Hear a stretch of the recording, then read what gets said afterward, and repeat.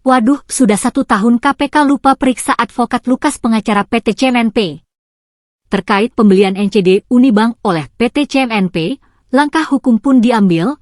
Pada 8 Januari 2004, CMNP melalui kuasa hukum Lukas, SH. and Partners mendaftarkan gugatan perbuatan melawan hukum di Pengadilan Negeri Jakarta Pusat terhadap PT Bank Unibank Tbk, tergugat 1, BPPN, tergugat 2, Pemerintah Republik Indonesia Ceki Menteri Keuangan, tergugat 3, dan Gubernur Bank Indonesia, tergugat 4. Hasil hingga tingkat PK di Mahkamah Agung gugatan PT CMNP ditolak.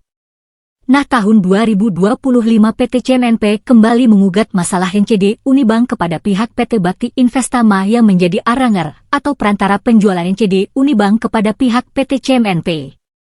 Dan juga tahun 2025 melaporkan Haritanu dan pihak lain ke Polda Metro Jaya. Jelas ini laporan sudah pernah dilaporkan 21 tahun yang lalu dan bisa dianggap sudah kadaluarsa. Sebagai catatan, perkara NCD ini juga bergulir di Kepolisian Polda Metro Jaya.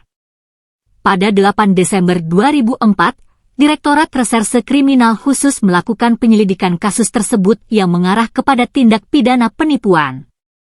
Terlapor adalah Haritanu. Pada 2 September 2009, terbit Surat Perintah Penyidikan Nomor Pol. SP. Sidik 82/9/2009 Dit 2 Eksus. Nah, untuk rekam jejak dunia hitam advokat Lukas mungkin sangat untuk diketahui. Advokat Lukas mangkir dari panggilan KPK terkait kasus eks-sekretaris MA Nur Hadi. Kenapa hingga hari ini KPK belum memanggil paksa advokat Lukas? Sudah 1 tahun lebih loh, dari April 2024 sampai dengan April 2025 terkait kasus tindak pidana pencucian uang eks-sekretaris MA Nur Hadi. Katanya KPK akan menjadwalkan pemeriksaan terhadap seorang advokat bernama Lukas pada Kamis 14 Maret 2024.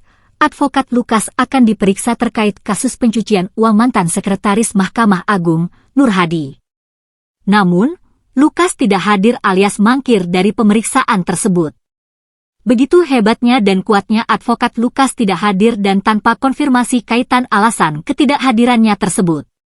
Ada apa ini ya? Apakah karena advokat Lukas yang dinyatakan bebas dalam peninjauan kembali karena pernah berurusan pula dengan KPK? Padahal KPK sempat menjerat Lukas terkait kasus menghalangi penyidikan kasus mantan Presiden Komisaris Lipo Group, Edi Sindoro. Ia diduga menjadi pihak yang menyarankan agar Edi tidak kembali ke Indonesia selama 12 tahun. Saat itu, Edi merupakan buronan KPK. Atas perbuatannya Lukas divonis 7 tahun penjara oleh Pengadilan Tipikor Jakarta.